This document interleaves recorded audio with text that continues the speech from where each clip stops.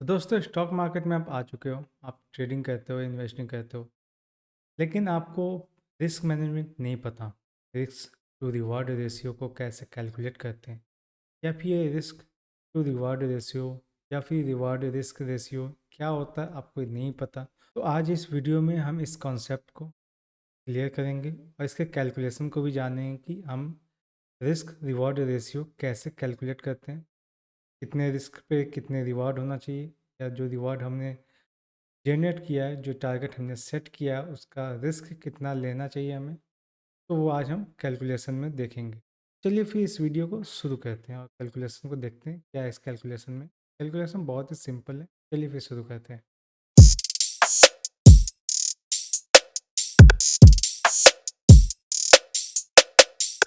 तो दोस्तों risk to reward ratio को कैलकुलेशन पे चलने से पहले हम जान लेते हैं कि ये रिस्क मैनेजमेंट या फिर रिवार्ड टू रिस्क रेशियो इतना इम्पोर्टेंट क्यों है।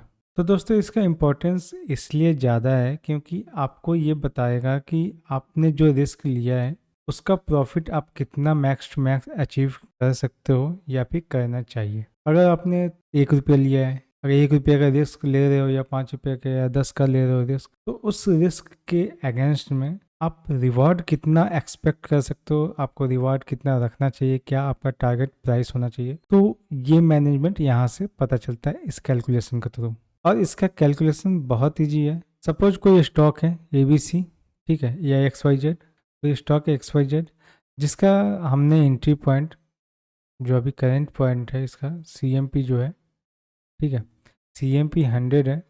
तो हमारा जो एंट्री पॉइंट है, एंट्री पॉइंट जो होगा, एंट्री पॉइंट जो होगा, ठीक है, वो हमने 100 लिया, ठीक है। स्टॉप लॉस होना चाहिए हमारा, हमने स्टॉप लॉस 92 ले लिया, ठीक है, हमने 92 का स्टॉप लॉस ले लिया। अब जो हमारा टारगेट है, हमने टारगेट डिसाइड कर लिया, ठीक है, टारगेट डिसाइड कर लिया कि हमने 100 पे लिया है, 92 हमारा स्टॉप लॉस होगा। तो जो टारगेट होना चाहिए हमारा, जो टारगेट होगा वो हमने 115 का ले लिया, ठीक है। ये हमने अज्यूम कर लिया है कि 100 का एंट्री पॉइंट है, स्टॉप लॉस 92 का है और टारगेट हमारा 115 का है। तो जो इसका कैलकुलेशन अब क्या होना चाहिए, अब हमें कैसे पता चलेगा कि इसका रिस्क रिवॉर्ड कितना है, रिस्क रिवॉर्ड रेशियो क्या है। तो उसे जानने के लिए सिंपल सा सॉल्यूशन है, ठीक है। तो पहला जो कैलकुलेशन हम करेंगे तो वो रिस्क का कैलकुलेशन करेंगे, रिस्क टेकिंग का, ठीक है। हमें रिस्क कितना ले रहे हैं उसका,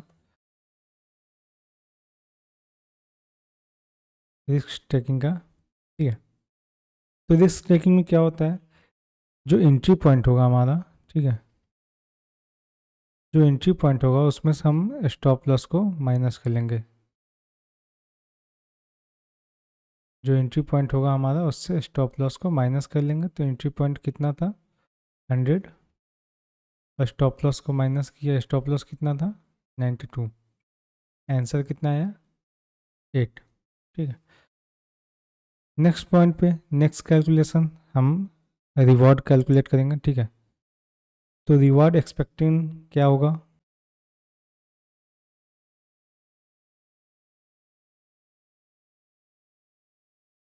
रिवॉर्ड एक्सपेक्टेशन एक्सपेक्टिंग क्या होगा, उसमें ये उसका फॉर्मूला ये है कि जो हमारा टारगेट पॉइंट होगा, जो हमारा टारगेट पॉइंट होगा या एग्जिट पॉइंट होगा, ठीक है, एग्जिट या फिर target point minus entry point. तो यहाँ क्या है, 115 का हमारा टारगेट है माइनस 100 इक्वल टू कितना हो गया, 1। तो 15 पॉइंट का हम टारगेट लेके चल रहे हैं 8 पॉइंट के रिस्क पे। तो रिस्क रिवॉर्ड का मतलब है कि हम 1 रुपये पे, 1 रुपये के रिस्क पे कितना रिवॉर्ड हम एक्सपेक्ट कर रहे हैं या फिर हम मान के चल रहे हैं, ठीक है। 1 रुपये के रिस्क पे हम कितना रिवॉर्ड एक्सपेक्ट कर रहे हैं, ठीक है। 2 रुपये एक्सपेक्ट कर रहे हैं, 3 रुपये एक्सपेक्ट कर रहे हैं। तो वो होता है रिस्क टू रिवॉर्ड रेशियो। अब उसका जो फार्मूला होता है, फार्मूला क्या होता है, रिस्क रिवॉर्ड रेशियो तो फॉर्मूला जो होता है वो ये है, जो रिस्क हमने एक्सपेक्ट किया है, जो रिवार्ड, माफ़ कीजिएगा, जो रिवार्ड हमने एक्सपेक्ट किया है, जो रिवार्ड एक्सपेक्टेड था हमारा, डिवाइडेड बाई जो रिस्क हमने ले रहे हैं या हमने लिया, ठीक है, जो रिस्क हमने लिया, तो वो कितना हो जाएगा, 15 डिवाइडेड बाई 8, आंसर क्या आ जाएगा, 1.87 के आसपास हो जाएगा, ठीक है। ये हमारा रिस्क टू रिवॉर्ड रेशियो। तो जो एक गोल्डन रेशियो है, जो गोल्डन एक पॉइंट है कि रिस्क टू रिवॉर्ड रेशियो हमेशा एटलीस्ट 1.4 से एवब होना चाहिए। मतलब कि आपको 1 रुपये पे 1.4 का रिवॉर्ड लेके चलना चाहिए। मतलब 1 रुपये के रिस्क पे, अगर 1 रुपये का रिस्क ले रहे हो आप, तो 1.4 का आपको रिवॉर्ड वहाँ पे रखना चाहिए। तो अब दूसरे तरीके से समझ लेते हैं। तो अब दूसरा एग्जांपल ले लेते हैं, जिसका सपोज आप एक XYZ कोई स्टॉक है, ठीक है, जिसका जो प्राइस है वो 50 रुपीज़ है, ठीक है, करेंट प्राइस CMP। हमने एंट्री लिया 50 पे, एंट्री लेंगे हम, 50 का एंट्री होगा, 50 पे एंट्री लेंगे हम।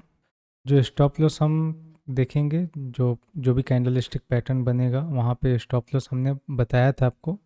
स्टॉप लॉस कैसे निकालते हैं, अगर आपने उस वीडियो को नहीं देखा है, कैंडलस्टिक पैटर्न पे जाके देख सकते हैं। उसका प्लेलिस्ट का मैं डिस्क्रिप्शन में लिंक डाल दूँगा, आप वहाँ पे जाके देख सकते हैं प्लेलिस्ट को। तो स्टॉप लॉस के अकॉर्डिंग सपोज यहाँ पे 47 हमारा 47 जो पॉइंट है वो स्टॉप लॉस हो गया। पता है एक रेशियो पता है कि 1.4 के नीचे का रेशियो उतना अच्छा नहीं होता है, एक अच्छा डील नहीं होता। अगर आप 1 रुपये का रिस्क ले रहे हो तो 1.4 का रिवॉर्ड एटलीस्ट होना चाहिए, ठीक है। तो वो हमें पता है, तो हम इसे रिस्क कैलकुलेट कर लेंगे पहले। Entry minus stop loss equal to 50 minus 47 equal to 3 हो गया। अब हमें क्या पता कि जो हमारा पॉइंट है, जो हमारा रेशियो पॉइंट है, जो हमारा रेशियो पॉइंट है वो क्या है, एटलीस्ट 1.4 का एटलीस्ट रिवॉर्ड होना चाहिए, 1.4 टाइम्स का पर 1 रुपीज़ पे रिवॉर्ड होना चाहिए। तो अब हमारे पास रिवॉर्ड कैलकुलेट करने के लिए कुछ ज़रूरत नहीं है, ठीक है। हम सिंपल से क्या करेंगे, जो हमारा रिस्क आया है, ठीक है, जो हमारा रिस्क हुआ है उसको रिवॉर्ड रेशियो से मल्टीप्लाई करेंगे, ठीक है, रेशियो से मल्टीप्लाई करेंगे। 3 × 1.4 इक्वल टू 4.2 के आसपास आया। तो ये तो हमारा जो टारगेट पॉइंट क्या होगा, जो टारगेट पॉइंट होगा, ठीक है, वो कितना हो जाएगा, 54 पॉइंट। तो ये हमारा टारगेट पॉइंट हो जाएगा। तो अब हम इस तरीके से हम अपना कैलकुलेशन निकाल सकते हैं। अब कुछ चीज़ों को क्लैरिफाई कर लेते हैं। बहुत सारे क्वेश्चन आपके मन में आ रहे होंगे कि अगर 1:1 का अगर हम लेते हैं तो क्या ये बैड डील होगा या ख़राब डील होगा। ये बिल्कुल नहीं। अगर मार्केट बहुत टाइट है और आप चाहते हो कि हम आप अगर आपको पता है कि वहाँ से बहुत ही कम से कम प्रॉफिट मिल सकता है, तो वहाँ पे 1.1:1 का रेशियो बहुत सही है। दूसरा पॉइंट, जो ऊपर जो पहले हमने बात किया कि स्टॉप लॉस को एंट्री पॉइंट से माइनस करेंगे, ठीक है, तो एंट्री पॉइंट का वैल्यू ज़्यादा होगा, स्टॉप लॉस का कम होगा। लेकिन अगर जब हम सेलिंग कर रहे होंगे, जब हम सेलिंग कर रहे होंगे तो हमारा स्टॉप लॉस का पॉइंट ज़्यादा होगा। सपोज यहाँ पे एंट्री है 10 का और स्टॉप लॉस हो जाएगा हमारा 12, ठीक है, 12। तो इसको माइनस करेंगे तो हमारा जो आंसर आएगा वो माइनस में आएगा, ठीक है, 10 माइनस 12, ठीक है, तो ये -2 में आएगा, ठीक है। तो ये जो -2 है ना, ये कंसिडर नहीं करेंगे हम, ठीक है, ये -2 को कंसिडर ना करके हम इसको 2 ही पॉइंट लेके चलेंगे, ठीक है। अब हम बात कर लेते हैं कि क्या क्या पॉइंट हम कंसिडर कर सकते हैं, ठीक है, रिस्क रिवॉर्ड रेशियो के अंडर। देखो, जब भी आप कोई ट्रेड ले रहे हो, ठीक है, मार्केट टाइट हो या मार्केट बहुत ही वहाँ पे अच्छा प्रॉफिट देने वाला हो या कम प्रॉफिट देने वाला हो, सबसे पहला आपके रिक्वायरमेंट को फुलफिल कर रहा हो, ठीक है, फुलफिल योर रिक्वायरमेंट।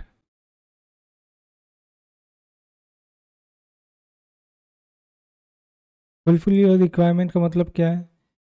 जब भी आप कोई भी स्टॉक को सिलेक्ट करते हो, आप उस रिक्वायरमेंट क्या देखते हो, वहाँ पे सपोर्ट एंड रेसिस्टेंस देखोगे आप, कैंडलस्टिक पैटर्न देखोगे आप,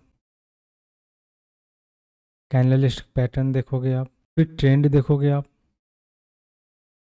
ठीक है, तो ये सब चीज़ देख के आप अपने रिक्वायरमेंट को कंफर्म करोगे। ठीक है, अपने स्टॉक को कंफर्म करोगे कि हाँ इसी स्टॉक के अंदर हमें ट्रेड करना है।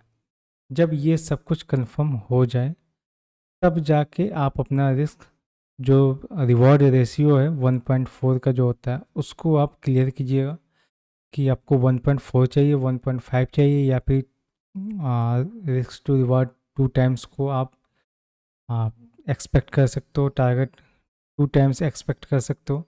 तो ये आपके रिक्वायरमेंट पे डिपेंड करता है। अगर आपका रिक्वायरमेंट सपोर्ट एंड रेसिस्टेंस पे वो स्टॉक नहीं है, ठीक है, सपोर्ट एंड रेसिस्टेंस के बहुत ऊपर है या बहुत नीचे है, ठीक है, उस लाइन के ऊपर है या नीचे है, ट्रेंड में तो है लेकिन कैंडल स्टिक का फॉर्मेशन उतना स्ट्रांग नहीं है, तो फिर जब आप फिर भी वहाँ पे जब आप इंटर करोगे स्टॉक में, बाई या सेल करोगे, तो फिर वहाँ पे आपको अपना जो भी रेशियो है, रिस्क रिवॉर्ड रेशियो, उसको कम रखना होगा। ठीक है, जितना कम रखोगे प्रॉफिट उतना अच्छा रहेगा आपका। प्रॉफिट रहने का मतलब ये है कि आपको, अगर आपने स्टॉक में इंटर किया तो आपको प्रॉफिट मिलना चाहिए, यही सोच के आते हैं सब। अगर ये प्रॉफिट ना मिले तो आपके लिए दिक्कत है। ठीक है, आप लॉस को एक्सपीरियंस करोगे, प्रॉफिट को नहीं करोगे। तो दोस्तों ये कुछ पॉइंट्स हैं जो एटलीस्ट कंफर्म होना चाहिए स्टॉक को जब आप कंसिडर करते हो। जो कैंडलिस्टिक पैटर्न है वो रिकॉग्नाइजेबल होना चाहिए। ठीक है, सपोर्ट एंड रेसिस्टेंस का कंफर्मेशन होना चाहिए वहाँ पे। लॉन्ग टर्म के लिए जब आप जा रहे हो तो ट्रेड को सपोर्ट पे होना ज़रूरी है। और जब कभी आप शॉर्ट टर्म के लिए जा रहे हो, शॉर्ट ट्रेड के लिए, ठीक है, तो स्टॉक को रेसिस्टेंस पे होना ज़रूरी है। ठीक है, वहाँ से नीचे जाएगा जब आप सेलिंग कर रहे होगे, शॉर्ट सेलिंग। ठीक है, तो वहाँ पे ट्रेड को एक कंफर्म रेसिस्टेंस लेवल पे होना ज़रूरी है। और जब आप लॉन्ग ट्रेड के लिए जा रहे हो, ठीक है, सपोर्ट पे आप शॉर्ट ट्रेड भी कर सकते हो, लेकिन अगर जब कंफर्मेशन मिलने के बाद लॉन्ग ट्रेड के लिए जा रहे हो तो स्टॉक का सपोर्ट पे होना इम्पॉर्टेंट है। तीसरा, वॉल्यूम एट्रैक्टिव होना चाहिए। जब भी आप ट्रेड लोगे, जो कैंडल जो पैटर्न आपको सामने दिखेगा उसका वॉल्यूम इंक्रीजिंग होना चाहिए, एवरेज से ज़्यादा होना चाहिए, पिछले 10 दिन के वॉल्यूम एवरेज से ज़्यादा होना चाहिए। चौथा, RSI कंफर्मेशन होना चाहिए कि स्टॉक ओवरबॉट जोन में है या ओवरसोल्ड जोन में है। MACD का कंफर्मेशन होना चाहिए वहाँ पे। एटलीस्ट इन सब का कंफर्मेशन होने के बाद ही जब आप स्टॉक को बाई करते हो या सेल करते हो, तो फिर आप 1.4 1.5 रेशियो से मल्टीप्लाई कर लेना आप अपने रिस्क को। ठीक है, रिस्क को अपने 1.4 से या 1.5 से, ठीक है, मल्टीप्लाई कर लेना, और जितना भी आता है वो आपका टारगेट पॉइंट हो जाएगा। ठीक है, तो यही था आज के वीडियो में। ये वीडियो को लाना बहुत ज़रूरी था। ठीक है, क्योंकि अब तक जितना मैंने बताया है, अब तक इतना जानने के बाद आप ट्रेड लेना शुरू कर चुके होगे। अगर शुरू कर चुके हो तो ये वीडियो भी देख लेना आप, इससे पता चल जाएगा आपको कि रिस्क रिवॉर्ड मैनेजमेंट क्या होता है, रिस्क रिवॉर्ड रेशियो क्या होता है, कैलकुलेशन क्या होता है, हम क्या एक्सपेक्ट कर सकते हैं अपने स्टॉप लॉस के अगेंस्ट में। ठीक है, तो इस वीडियो को लाने का यही मकसद था। वीडियो को लाइक कमेंट शेयर जरूर कीजिएगा दोस्तों। इस कॉन्सेप्ट को लाने में, आपके सामने कॉन्सेप्ट को डिस्क्राइब करने में, उसके रिसोर्सेज को लाने में बहुत टाइम लगता है, टाइम टेकिंग है, फिर भी आपके सामने लेकर आते हैं हम। तो हमें इसके फेवर में आप हमें लाइक कमेंट शेयर सब्सक्राइब करके हमें सपोर्ट कर सकते हो, हमें मोटिवेट कर सकते हो। तो चलिए फिर इस वीडियो को यहीं समाप्त करते हैं और मिलते हैं अगले वीडियो में अगले कॉन्सेप्ट टॉपिक के साथ।